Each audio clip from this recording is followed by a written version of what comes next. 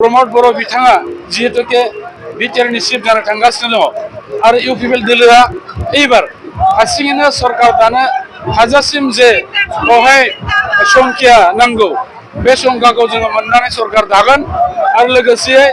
बेयाव जों नुबाय जे गसाइगाव साब डिभिजन हिसाबै बिपिएफ दोलो एबा गुबुन दोलोआ सोरबा बिजाथि देरहानायनि आथिखालाव जेबो सिम्पटम गैया। दा बेनिखायनो दिनैनि बे रेलिया जोंनि मोनसे एडभान्स देरहानाय बायदि मोनसे रेलिखौ जों लादों। दिनै 5 नम्बर सराइबिल बियाबाव जोंनि मानगोनां आथिखालनि बिजाथि महरै सायख'जानाय मुस्रि राजु नार्जारि बिथांखौ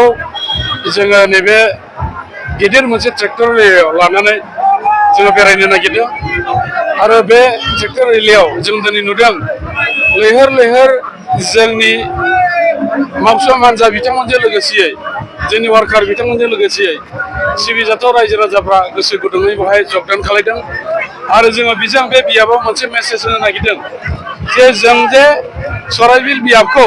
अलरेडि देरहानानै दंखायो बेखौ जोङो दिनै रायजो राजाफोरनि हेफाजाबजों बे रिजाल्ट एबा देरहानायनि मोनसे सिन सुरुबै जों बे ट्रेक्टर रेलिखौ लादों आरो नोंथांमोना निश्चय मिथिगौ दिनै गसाइगाव साब डिभिजनाव मोनबा बेयाव बियाब दङ बे मोनबा बियाबावबो जों जिहेतुके दिनै देरहानायनि लामायाव थांगासिनो दं बेनिखायनो जोबोद गोजोननायजों जोङो बेयाव बयबो बाहागो लादों आरो लोगोसेयैनो फिन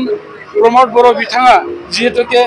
बिटिआरनि चिफ जानो थांगासिनो दङ आरो इउपिपिएल दोलोआ एबार हारसिङैनो सरकार दानो हाजासिम जे बेवहाय संख्या नांगौ बे संख्याखौ जोङो मोननानै सरकार दागोन आरो लोगोसे बेयाव जों नुबाय जे गसाइगाव साब डिभिजन हिसाबै बिपिएफ दोलो एबा गुबुन दोलोआ सोरबा बिजाथि देरहानायनि आथिखालाव जेबो सिम्पटम गैया।